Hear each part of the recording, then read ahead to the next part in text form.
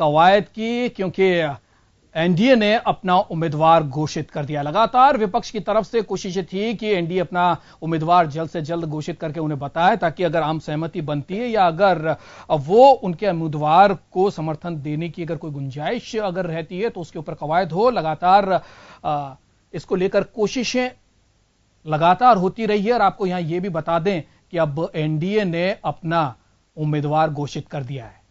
बिहार के राज्यपाल रामनाथ कोविंद को उम्मीदवार बनाया गया है। और इसके अंदर अगर सियासत देखें तो कई तरीके की सियासी मसले इसके अंदर छुपे हुए हैं। प्रधानमंत्री नरेंद्र मोदी ने बड़ा लंबा चौड़ा इसको लेकर एक रणनीतिक यह फैसला लिया है और उन्होंने साफ तौर पर इस फैसले के पीछे 2019 के लोकसभा चुनाव यानी कि आम चुनाव को मद्देनजर रखा है।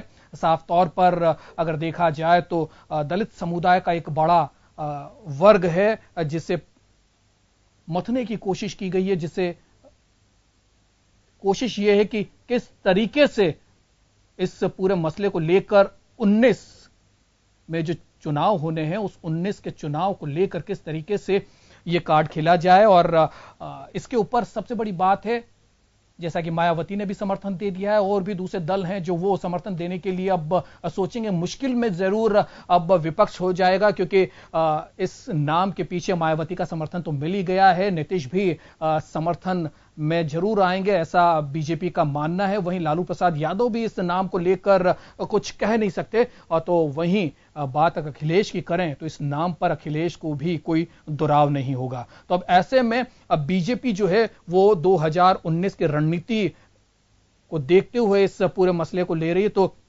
दलित कार्ड इसमें खेलते हुए नजर आए हैं। और क्या कुछ होगा, क्योंकि अब कांग्रेस जो है वो मीरा कुमार के नाम को आगे कर रही है, महिला चेहरा और वो भी दलित।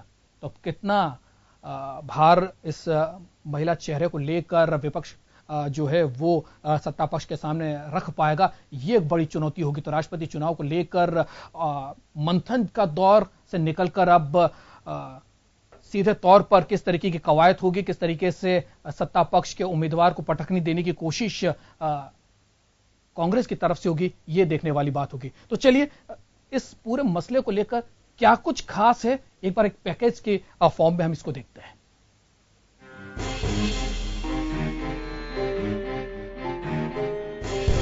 रामनाथ कोविंद के नाम पर एनडीए की मोहर लगने के बाद सियासी हलकों में बीजेपी ने सभी को चौंका दिया है।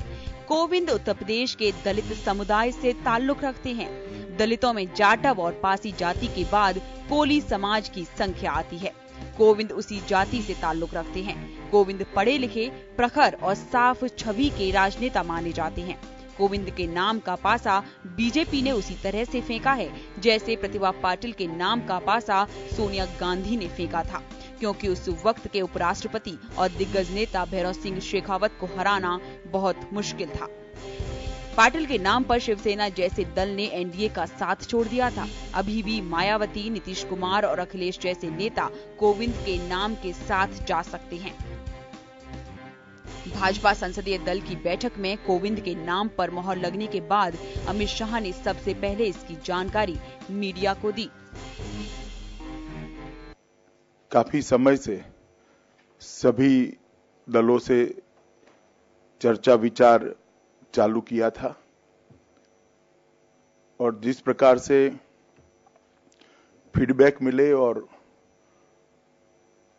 समाज जीवन के भी कई हिस्सों से चर्चा करने के बाद एक लंबी सूची का विचार आज भारतीय जनता पार्टी के पार्लियामेंट्री बोर्ड में हुआ और अंत में राष्ट्रपति पद के चुनाव में एनडीए के प्रत्याशी के रूप में आज श्री रामनाथ कोविंद गवर्नर बिहार का नाम तय किया गया है। इनके दलित होने के नाते इनके प्रति हमारी पार्टी का स्टैंड नकारात्मक तो नहीं हो सकता है, अर्थात सकारात्मक ही रहेगा, बशर्ते यदि विपक्ष ने या विपक्ष से इस पद के लिए अन्य कोई दलित वर्ग का इनसे अधिक लोकप्रिय व काबिल उम्मीदवार चुनाव के मैदान में नहीं उतरता है। राष्ट्रपति पद के लिए केंद्रीय मंत्री थावरचंद गहलोत, सुषमा स्वराज, प्रकाश सिंह बादल सहित अन्य कई नेताओं के नामों पर सियासी गलियारों में चर्चा रही, लेकिन कोविंद के नाम पर मोहर लगाकर प्रधानमंत्री नरेंद्र मोदी और अमित शाह की जोड़ी ने एक बार फिर साबित कर दिया कि बाजार में जिन नामों की चर्चा जोरों पर रहती है, उनसे अलग हटकर ही कोई नाम तलाशा जाता है। बीजेपी को कोविंद के नाम से दोहरा लाभ नजर होता आ रहा है। एक तो दलित चेहरा और दूसरा संघ की पृष्ठभूमि। उधर कांग्रेस ने साफ कहा है कि कोविंद सहमति के उम्मीदवार नहीं हैं। पार्टी अध्यक्ष सोनिया गांधी को उम्मीदवार तय होने के बाद मात्र सूचित किया गया। ऐसे में ये मानना कि प्रतिपक्ष की सहमति है, ये बेमानी होगा। कुछ लीडरों को और हमारे कांग्रेस प्रेसिडेंट और मनमोहन सिंह जी को टेलीफोन पे बताया, लेकिन सिर्फ निर्णय करने के बाद सिर्फ नाम बताया, तो खाली वो तो निर्णय हो गया, तो उसमें आम सहमति की तो गुंजाइश रही नहीं। ये हम अपेक्षा नहीं करते थे। बाकी ये उनकी मर्जी है, एनडीए की, वो सक्षम है यूनिलैटरली एक तरफा फैसला करने के लिए जो उन्होंने किया। लेकिन मैं समझता हूं कि जो एक्सरसाइज उन्होंने की थी सब पॉलिटिकल पार्टीज से, तो उसका लगता है कि एक फॉर्मेलिटी थी, क्योंकि नाम तो उन्होंने किसी पे चर्चा की नहीं। तो शायद वो किसी हमारे एक साथी ने कहा था एक पीआर एक्सरसाइज ही थी, क्योंकि जब तक आप नाम नहीं बताओगे तो आम सहमति कहां बनेगी। राष्ट्रपति जैसे संवैधानिक पद के लिए राजनीतिक दल बेशक सर्वसम्मति का प्रयास करते हों, लेकिन मकसद वोट की राजनीति जरूर होता है। शह और मात के इस चौसर में प्रत्याशी तय करने से पहले ये अंदाजा जरूर लगाया जाता है कि भविष्य में मतदाता के रूप में इस जाति, समुदाय या वर्ग का लाभ कितना मिल पाएगा और कौन प्रभावी होगा। यहाँ भी कुछ इस तरह की संभावनाएं दिखाई दे रही हैं। भाजपा के लिए 2019 में बिहार और उत्तर प्रदेश जैसे राज्य महत्वपूर्ण हैं, जो 2014 में भी रहे थे। अन्य नामों से शायद सियासी फायदा नहीं मिल पाता। ब्यूरो रिपोर्ट, जन टीवी। तो राष्ट्रपति चुनाव को लेकर अब जैसे जैसे डेट पास में आ रही है, दोनों खेमों के अंदर खलबली तो है ही और अब नाम भी सामने आ रहे हैं। चलिए, हमारा पैनल भी हमारे साथ जुड़ गया है। बीजेपी से मुकेश चलावत साहब हमारे साथ जुड़ रहे हैं और राजनीतिक विश्लेषक राजेंद्र शर्मा साहब और कांग्रेस से संगीता अग्रवाल साहब भी हमारे साथ जुड़ेंगी। लेकिन सबसे पहले मुकेश जी आपके पास आना चाहूंगा मैं। मुकेश जी, क्या लगता है, जिस तरीके का राष्ट्रपति चुनाव के लिए आम सहमति बनाने की एक परंपरा रही है और एनडीए ने भी कोशिशें की है कि एक ऐसा उम्मीदवार सबके सामने लाया जाए जिस पर आम सहमति बन सके, एक कमेटी का भी गठन किया और उसके बाद उस कमेटी ने विपक्ष की पार्टियों से भी बातचीत की, लेकिन कुछ निकला नहीं और उसके बाद अब एनडीए का उम्मीदवार सबके सामने है। क्या लगता है, हम सहमति बन पाएगी?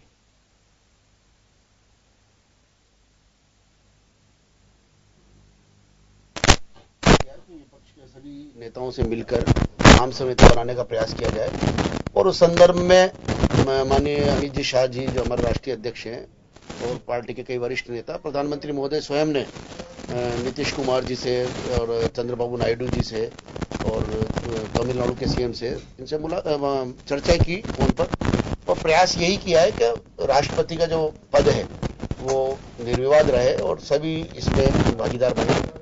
और फिर उसके बाद में जो पार्टी ने तय किया है, एनडीए ने, तो निश्चित रूप से इतना जबरदस्त चेहरा सामने दिया है, ये बहुत ही ऐतिहासिक कदम है कि एनडीए के द्वारा जो रामनाथ कोविंद जी का नाम लिया गया है, इनके पास में बहुत लंबा थोड़ा अनुभव है। मुख्यमंत्री मोरारजी देसाई के निजी सचिव से इन्होंने अपना जीवन प्रारंभ किया राजनीतिक रूप से। 1993 में 99 में राज्यसभा के सदस्य रहे, तो इनके पास में एक बहुत लंबा छोड़ा एक अनुभव है राजनीतिक रूप से। इन्होंने न केवल भारतीय जनता पार्टी में, लेकिन आम जनता के बीच में और विशेष वर्ग दलित वर्ग के बीच में इन्होंने बहुत अच्छा काम किया, उनकी सेवाएं की है। तो निश्चित रूप से बहुत अच्छा नाम है और देश के लिए ये बिल्कुल एक ऐतिहासिक कदम है। मीरा कुमार का नाम भी अब सामने है और अगर विपक्ष की बात करें, कांग्रेस जो है वो मीरा कुमार को, क्योंकि वो भी दलित चेहरा है, उनका भी अच्छा खासा अनुभव है, वो सामने कर देंगे तो कितना आसान रहेगा रामनाथ कोविंद के सामने मीरा कुमार अगर सामने होंगे तो कितना आसान रहेगा इस चुनाव पर विजयश्री प्राप्त करना।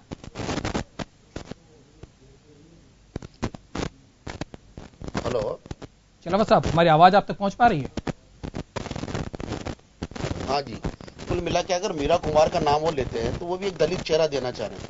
तो जब दलित चेहरा दे ही दिया है एनडीए ने, तो विपक्ष को अपना बड़ा दिल करके इसमें रुकावट न बनते हुए इनको समर्थन करना चाहिए और रामनाथ कोविंद को निश्चित रूप से निर्विरोध राष्ट्रपति बनाकर एक अच्छा मैसेज विश्व पटल पर जाना चाहिए, क्योंकि राष्ट्रपति के चुनाव के ऊपर विश्व की नजर रहती है। और जहां तक मैं समझता हूं कि एनडीए ने वो सोच समझ के निर्विवाद व्यक्ति, बिल्कुल जिनका पूरा जीवन राष्ट्र को समर्पित सा रहा है, ऐसे व्यक्ति को उन्होंने अगर उम्मीदवार बनाया है तो निश्चित रूप से कांग्रेस को समर्थन देना चाहिए।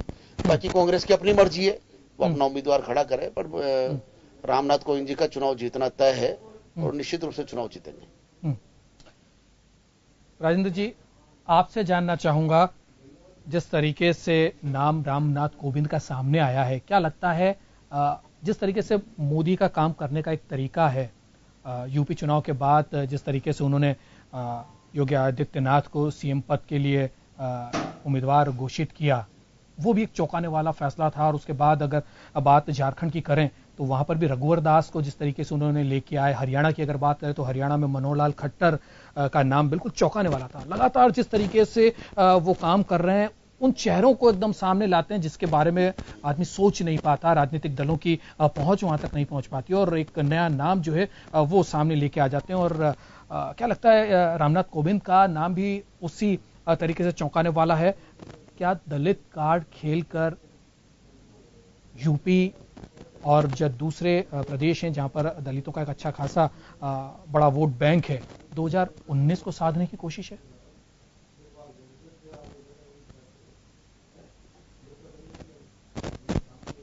देखिए, पिछले कई दिनों से राष्ट्रपति के पद के नाम के लिए कई दिनों से कवायद चल रही थी और सत्तारूढ़ एनडीए द्वारा अलग अलग पार्टियों से संपर्क भी किया गया था और राजनीतिक कयास भी अलग अलग तरीके से लगाए जा रहे थे। बड़ी आश्चर्यजनक बात है कि आज से 3 दिन पहले एक कोई ललित जी हैं, उन्होंने ट्वीट किया कि क्यों नहीं ये नाम भी हो सकता है। अब उन्होंने किस आधार पे कैसे किया, उन्होंने एक तरह सर्वे किया था भाई कौन कौन नाम हो सकते हैं इसके अंदर राष्ट्रपति के भावी दावेदार पद के लिए। तो उस उम्मीदवारी के लिए उन्होंने जो सर्वे किया तो उसके अंदर उन्होंने एकाएक ये ट्वीट किया ललित जी ने कि साहब रामनाथ कोविंद जी को क्यों नहीं राष्ट्रपति बन सकते। और आज एकाएक कि जब बीजेपी के राष्ट्रीय अध्यक्ष जी ने घोषणा की प्रेस कॉन्फ्रेंस के माध्यम से और अपने दल की मीटिंग के बाद में उन्होंने घोषणा रामनाथ कोविंद जी का नाम देकर के एक सबको चौंका दिया, तो ऐसा लग रहा है, ऐसा नहीं लग रहा है कि चौंकाने वाली बात है, क्योंकि 3 दिन से नाम कहीं न कहीं ट्विटर पे, फेसबुक पे, सोशल मीडिया पे कहीं न कहीं चल रहा था। तो एक चीज तो ये होगी। दूसरी चीज ये कि अब देखिए, रामनाथ कोविंद जी का एक लंबा प्रशासनिक सांसद के रूप में और एक संविधान विशेषज्ञ के रूप में, क्योंकि काफी लंबे अरसे तक उन्होंने उत्तर प्रदेश के जो उच्च न्यायालय वहां पर और सर्वोच्च न्यायालय के अंदर भी उन्होंने अपनी प्रैक्टिस की है। तो इन सब चीजों एक दूसरी चीज ये भी एक अच्छी चीज है कि बीजेपी के स्पोक्स पर्सन होने के बाद में भी कभी वो कैमरे के सामने नहीं आए, यानी लो प्रोफाइल रह करके उन्होंने काम करने की उनकी एक पहचान बनी हुई है। इन सब चीजों को देखते, पर फिर भी मेरा ये जरूर कहना है कि देखिए, राष्ट्रपति हमारे देश के लिए सर्वोच्च पद है, गरिमामय पद है, और इसके लिए प्रयास ये होने चाहिए कि सर्वसम्मति से चुनाव हो, एक वोटिंग वाली स्थिति आए नहीं। इसलिए अभी भी कोई ज्यादा समय नहीं गुजरा। अभी 22 तारीख को एनडीए क्या विपक्ष की जो संयुक्त बैठक हो रही है उसके अंदर यदि और एनडीए की तरफ से भी यदि उसके पहले और थोड़े प्रयास तेज करके विपक्ष को अपने विश्वास में लेकर के यदि कोशिश की जाती है कि कोई विपक्ष की तरफ से कैंडिडेट खड़ा नहीं हो और एक ही कैंडिडेट रहे, तो मैं समझता हूं कि वो देश के लिए और भावी राजनीति के लिए एक अच्छी पहल होगी। ये मेरा अपना मानना है। राजेंद्र जी, एक सवाल यहाँ पर उठता है, अगर आंकड़ों की बात करें, अगर राष्ट्रपति चुनाव के आंकड़ों की बात करें तो अगर शिवसेना अगर साथ नहीं देती इस नाम के ऊपर, अगर एनडीए के अंदर, तो भी समर्थन मायावती का मिल गया है। अखिलेश जो है इस नाम को लेकर ज्यादा विरोध में जाने की स्थिति में नहीं है। वहीं अगर बात लालू प्रसाद यादव और नीतीश कुमार की करें तो नीतीश से भी रामनाथ कोविंद के व्यक्तिगत तौर पर बहुत अच्छे संबंध है, लालू प्रसाद यादव से उनके अच्छे संबंध है। तो ऐसे में ये दो दलों का भी अगर साथ मिलता है तो ऐसे में अगर जादुई आंकड़े की अगर बात करें, अगर मीरा कुमार भी अगर सामने होती हैं तो भी आसानी से जीत तो दर्ज की जा सकती है।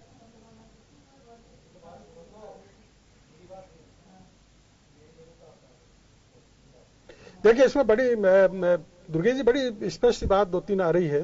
देखिए, पहली चीज तो ये है कि अमित शाह जी के घोषणा करते ही, रामनाथ कोविंद जी की घोषणा करने से पहले प्रधानमंत्री जी ने सोनिया गांधी जी से बात की है, विपक्ष के तेलुगु देशम के जो हैं उनसे भी बात की है, नायडू जी से, और लोगों से भी बात की इन्होंने।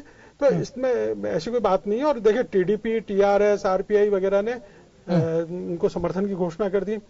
मायावती जी का भी लगभग जिस तरह के उनके स्टेटमेंट रहा, लगभग उससे ये लग रहा है कि उनकी तरफ से भी लगभग सहमति है। अब सोनिया जी ने भी अभी कुछ स्पष्ट नहीं कहा है। गुलाम नबी आजाद जो अपना स्टेटमेंट दे रहे हैं उसके अंदर उनका कि हम 22 तारीख को विचार करेंगे, न उन्होंने नकारा है और न हाँ की है। दूसरी तरफ नीतीश कुमार जी ने भी, क्योंकि रामनाथ कोविंद जी का नाम घोषित होते ही कोविंद जी ने पहल करके नीतीश कुमार जी संपर्क किया, उधर से अमित शाह जी ने भी, एनडीए ने भी वहां उनसे बात की है, और वो सारी चीज करके कहीं ना कहीं विश्वास में लेने की शुरुआत उन्होंने कर दी है। और मैं मान के चल रहा हूं कि भारतीय राजनीति के लिए बहुत अच्छा होगा जब किसी एक नाम पर सहमति हो जाए, और हो सकता है कि रामनाथ कोविंद जी के नाम पे सर्वसम्मति वाली स्थिति आ जाए और राष्ट्रपति के चुनाव वाली स्थिति आए नहीं।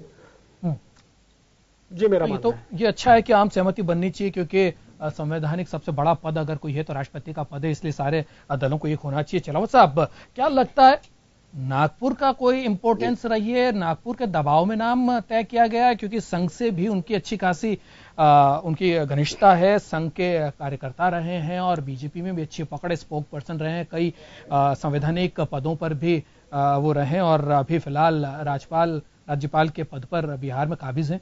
क्या लगता है नागपुर से भी उनके नाम को हरी झंडी दी, उसके बाद ही ये सारा सब कुछ हुआ है? बीच में लाना नहीं, ऐसा है कि निश्चित रूप से कई विचार विमर्श हो सकता है, इसके लिए नकारा नहीं जा सकता है। लेकिन जो आप कह रहे हो कि नागपुर के दबाव में ऐसा निर्णय लिया, ऐसा नहीं है, क्योंकि रामनाथ कोविंद जी कोई नया चेहरा नहीं है, और जो अभी बिहार के राज्यपाल के रूप में ये अपनी सेवाएं दे रहे थे। चलो साहब, सवाल इसलिए खड़ा होता है क्योंकि आईएएस योगी आदित्यनाथ का नाम आया था, तब भी इस तरीके की चर्चाएं बड़ी गर्म हुई थी कि नागपुर का प्रभाव है कि योगी को सीएम बनाया गया है, उनको अटेंडम बुलाया गया था और इस तरीके की, इसलिए एक सवाल यहां पर भी पैदा होता है। इसलिए ये हमारा एक सवाल है। और नहीं, मुख्यमंत्री पद में और राष्ट्रपति के पद में दोनों में बहुत अंतर है। योगी जी को एक उत्तर प्रदेश के मुख्यमंत्री का मसला था, और ये पूरे देश के राष्ट्रपति का, जहां तक मैं समझता हूं, राष्ट्रपति का पद गरिमामय पद है, और उसमें फील्ड की पॉलिटिक्स की बहुत ज्यादा संभावना नहीं रहती है। उनके पास में जो संवैधानिक पद है और उस संवैधानिक पद के अनुरूप ही उनका कार्य होता है। तो हर बार नागपुर को बीच में लाना, जहां तक मैं समझता हूं, उचित नहीं है, क्योंकि आपको मैं एक जानकारी देना चाह रहा था कि रामनाथ कोविंद जी न केवल अच्छे राजनीतिज्ञ, बहुत अनुभवी व्यक्ति है। इन्होंने आईएएस पास की थी, वो अलग बात है कि उनको मुख्य धारा में सर्विस नहीं मिलकर उनको एलाइड सर्विसेज दी जा रही थी, तो उन्होंने उसको ठुकराया और अपना राजनीतिक क्षेत्र में अपना कैरियर बनाया, अपना जीवन इसमें लगाया। तो समाज सेवा के क्षेत्र में उन्होंने अपना जीवन लगा के और अपनी एक पहचान बनाई हुई है। इसलिए केवल ये कहना कि नागपुर के दबाव में आके इनको राष्ट्रपति का उम्मीदवार बनाया गया, ऐसा नहीं है। राष्ट्रपति के लिए एनडीए ने अपना पैनल बनाया था, पैनल के द्वारा जो नाम सुझाए गए उन नामों में विचार करते हुए जो भी कई तरीके के नाम सामने थे, बड़े नाम सामने थे। थावरचंद गहलोत साहब का था, सुषमा स्वराज जी का भी नाम आया था, प्रकाश सिंह बादल साहब का भी नाम उठा था, लाल कृष्ण आडवाणी जी का भी नाम आया था, और द्रौपदी मुर्मू का भी नाम उठाया गया था। उसके बाद यकायक एकदम निश्चित रूप से कई नामों पर चर्चा की गई। नहीं, निश्चित रूप से कई नामों पर चर्चा की गई, लेकिन संगठन हर व्यक्ति की उपयोगिता एक ही जगह नहीं देख सकते हैं। थावरचंद जी गहलोत तो निश्चित रूप से पार्टी के बहुत बड़े लीडर है। उनका अपना अपना कार्य क्षेत्र है, उनकी राजनीति करने की स्टाइल अलग है। वो जमीनी नेता है, वो जमीन से जुड़े हुए नेता है, वो चुनावी राजनीति करते हैं, चुनाव लड़ते हैं। तो निश्चित रूप से संगठन में कई नामों के ऊपर चर्चा होती है और चर्चा के बाद में अंतोगत्वा एक ही नाम पर मोहर लग पाती है। तो ऐसा ये कहना कि बड़े नामों को अपन ने दरकिनार किया गया हो, ऐसा कुछ भी नहीं है। सभी नाम बड़े नाम थे और इनके संगठन में और इनके जनता के बीच में उपयोगिता के ऊपर सभी के ऊपर चर्चा हुई होगी और जहां पर जिसकी उपयोगिता रहेगी वहां उनके पार्टी उनको अवसर देती रहेगी। लेकिन आज जो रहा है वो एनडीए ने एक बहुत अच्छे रामनाथ कोविंद जी को राष्ट्रपति के लिए अपना उम्मीदवार बनाया है और निश्चित रूप से इनको जहां तक मैं समझता हूं निर्विरोध बनाने की जो हमारी परंपरा पहले भी रही है, कभी हमने, तो उसमें मुझे लगता है कि शायद विपक्ष भी इनका समर्थन करेगा जब इनको लगेगा कि जैसे टीआरएस इनको समर्थन दे चुकी है, नीतीश कुमार जी का भी रुख इनके प्रति बिल्कुल सहानुभूति वाला रुख नजर आया है। मुलायम सिंह यादव कह चुके हैं कि हम एनडीए के उम्मीदवार को समर्थन देंगे। मायावती जी कह रही हैं कि मैं इनके साथ हूं, इनसे विरोध में नहीं जा सकती हूं। अगर कोई दूसरा इससे बड़ा लोकप्रिय दलित चेहरा विपक्ष के द्वारा नहीं दिया गया है तो मुझे भी इनका ही समर्थन करना है। तो जहां तक मैं समझता हूं कि एक बहुत बड़ा विपक्ष का भी एक बहुत बड़ा वर्ग माननीय रामनाथ जी कोविंद के पक्ष में है और इसलिए लगता है कि ये अंत में निर्विरोध चुनाव की प्रक्रिया का रास्ते साफ होंगे और जहां तक मैं समझता हूं रामनाथ कोविंद जी निर्विरोध राष्ट्रपति बनेंगे। राजेंद्र जी, क्या इतना आसान है निर्विरोध तरीके से चुनाव हो जाना? क्या शिवसेना जिस तरीके से लगातार मुखालफत करती रही है एनडीए की, गठबंधन की साथी जरूर है, लेकिन कई आक्रामक और विरोधाभासी बयान जो हैं उद्धव ठाकरे के आए, वो बात अलग है कि जो अमित शाह हैं उन्होंने मनाने की कोशिश जरूर की, लेकिन क्या रामनाथ कोविंद के नाम को लेकर शिवसेना को अगर हम आकलन करना चाहें, क्या लगता है शिवसेना साथ में जुड़ी रहेगी या जिस तरीके का माहौल है टीआरएस, बीएसपी, सपा, नीतीश की उनके अच्छी खासी एक उनके साथ सहानुभूति है, क्या लगता है ये सारी चीजें देखते हुए शिवसेना जो है गठबंधन का जो धर्म है वो निभाती रहेगी या अलग खड़ी होती नजर आएगी?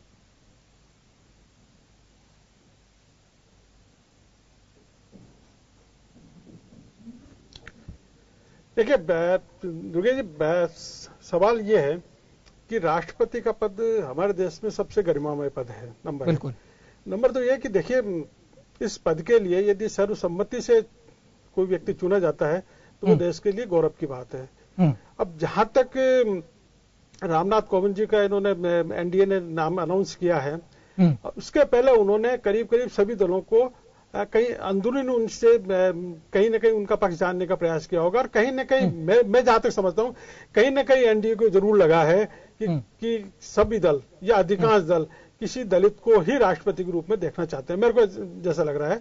क्योंकि जिस तरह से बातचीत के दौर चले, राजनाथ सिंह जी मिलने के लिए गए, किसी से अरुण जेटली जी ने बात की, किसी से वेंकैया नायडू जी ने बात की, किसी से पीएम अमित शाह जी ने बात की, पीएम ने बात की। तो सारी चीजों से यह है कि एक दूसरे को टटोलने के बाद में कहीं न कहीं, क्योंकि एनडीए ने इतना बड़ा जो गेम खेला है, इतना बड़ा चौंकाने वाला नाम दिया है, तो उस सारे निष्कर्ष जो बातचीत हुई है उससे उभर करके आया है, नंबर एक। दूसरी चीज ये देखिए, आप एक पूरे बैकग्राउंड में यदि हम जाएंगे तो आप 1977 में मोरारजी देसाई की सरकार थी जी। मोरारजी देसाई की सरकार के अंदर आज जो विपक्ष के अंदर अधिकांश पार्टियां वो सारी की सारी उस समय सत्ता पक्ष में थी, चाहे वो मुलायम सिंह जी वाला दल हो, चाहे नीतीश कुमार जी वाला हो, जनता पार्टी के नाम पे जो विपक्ष, यहां तक कि वाम पक्ष जो है वो भी उसमें शामिल था। उस स्थिति के अंदर उस जमाने के अंदर मोरारजी देसाई जो कि कांग्रेस से निकल करके इधर आए थे, उनके मुख्य प्रशासनिक अधिकारी के रूप में जो कोविंद जी ने अपनी पहचान बनाई, तो उससे बिल्कुल साफ हो जाता है कि जो आरएसएस का जो उनके ऊपर जो ठप्पा लगाया जा रहा है वो मेरे ख्याल से कहीं न कहीं काफी कुछ उसमें कमी देखनी चाहिए अपने को, कि वो उतनी प्रभावी नहीं है, नंबर एक।